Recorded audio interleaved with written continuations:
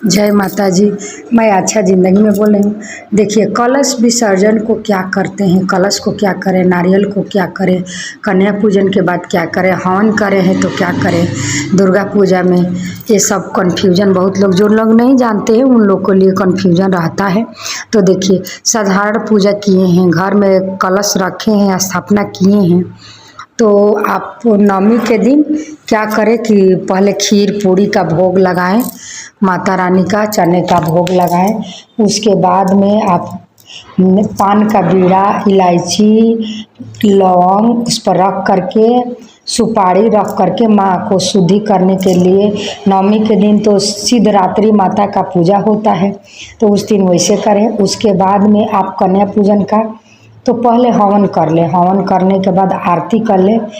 जिसके घर में पंडित आते हैं तो वो हवन कराएंगे, वो सब अपने नियम बुद्धि बताएंगे। लेकिन आपके घर में साधारण आप पूजा किए हैं सरल विधि से माता रानी को, तो उसके बाद आप हवन कर लिए, आरती कर लिए, भोग लग गया, तो उसके बाद कन्या पूजन कर ले। बहुत लोग को घर में हवन हो जाता है, उसके बाद कलश को थोड़ा हिला देते हैं, चौकी को हिला देते हैं, फोटो को भी, और माता रानी को बोला जाता है कि आप आए हैं माँ तो प्रस्थान करें, अपना प्रस्थान करें, माता को बोला जाता है।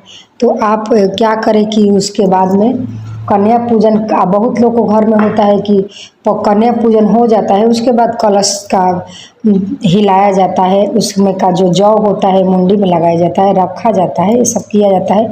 लेकिन कलश वलश खाली हिला करके छोड़ देते हैं। अखंड जो दीपक जलता है थोड़ा सा हिला के उसके बाद रहने देते हैं, उसको दिन भर रात भर उस दिन भी जलने देते हैं। वो अपने आप जुड़ होगा तो छोड़ देंगे, लेकिन वैसे उसको भी नवरात्रि के दिन भी जलना चाहिए, जलता है। उसके बाद आपको बता रही हूँ। अब और लोग बहुत लोग बोलते हैं कि नवरात्रि का कन्या पूजन करके खा लेते हैं, तो नहीं, 9 दिन का आप नवरात्रि किए हैं तो उस दिन कन्या पूजन के दिन आप नहीं खा सकते हैं। विजयदशमी के दिन आप दशमी में पारण कर सकते हैं। तो ये हो गया आपको। उसके बाद देखिए, कलश के ऊपर का नारियल को क्या करें, तो कलश का ऊपर का नारियल को आप उसको अपने आंचल में ले लेते हैं, पंडित द्वारा लेते हैं, चाहे आपके घर में कोई होता है उनसे ले लेते हैं, चाहे वैसे नहीं ले सकते हैं तो उसको रखे रहते हैं। उसको खाया जाता है प्रसाद के रूप में, बाद में उसको पाते हैं। और बहुत लोग नहीं उसको करते हैं तो विसर्जन कर देते हैं, लेकिन विसर्जन नहीं किया जाता है। उसके बाद बहुत लोग रख करके साल भर पूजा भी करते हैं माता रानी को मान करके, वो भी ठीक है, वो भी सही विधि है, वो भी कर सकते हैं। नहीं तो उसको प्रसाद के रूप में अपना खाया जाता है नारियल के बारे में। उसके बाद कन्या पूजन जो होता है तो कन्याओं लोग को पूजन करके उसके बाद कलश हिलाया जाता है, ये तो मैं बता दी। उसके बाद अब आपको मैं बता रही हूँ कि कलश को विसर्जन उस दिन नहीं किया जाता है, विजयदशमी के दिन आपको किया जाता है। मैं उसके बाद आपको और कलश को, तो देखिए कलश का जो पानी होता है उसको सभी घर में छिड़काव कर दें दशमी के दिन, विजयदशमी के दिन, और 9 दिन जिस दिन कन्या पूजन रहेगा उस दिन खाली हिला करके सभी जितना रहेगा वैसे छोड़ देते हैं। उसको ये नहीं कि उसको हटा दे, नहीं, वो सब उस दिन नहीं हटता है, वैसे रहने देते हैं। हवन भी किया रहता है तो हवन को आप नहीं हटा सकते, उसके बिहान दिन हवन को भी हटाते हैं। उसके बाद देखिए, अब वो कलश के जल को सभी घर में छिड़काव कर दे, उसको बोतल में भर करके भी रख दे। बहुत अमृत के समान होता है, उसमें माँ का स्थापना रहता है, गरुड़ देव का स्थापना रहता है, नवग्रह का स्थापना रहता है, सभी लोग का उसमें वाहन किया जाता है। तो वो जल अमृत के समान होता है।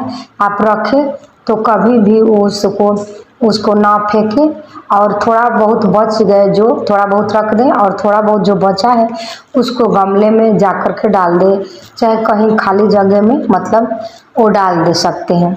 जहाँ वृक्ष है वहाँ पीपल के वृक्ष में, नीम के वृक्ष में माता रानी का वास होता है, वहाँ डाल सकते हैं, मतलब उसको अपमान नहीं करना है। उसके बाद बहुत लोग जौ को क्या करते हैं कि वो मिट्टी का सबको ले करके और कहीं पर भी फेंक देते हैं, वैसे नहीं किया जाता है। नदी तालाब में विसर्जन किया जाता है, नहीं तो गड्ढे में दबा देते हैं। नहीं, अब नदी तालाब मिलेगा तो क्या करेंगे, वैसे भी कर सकते हैं।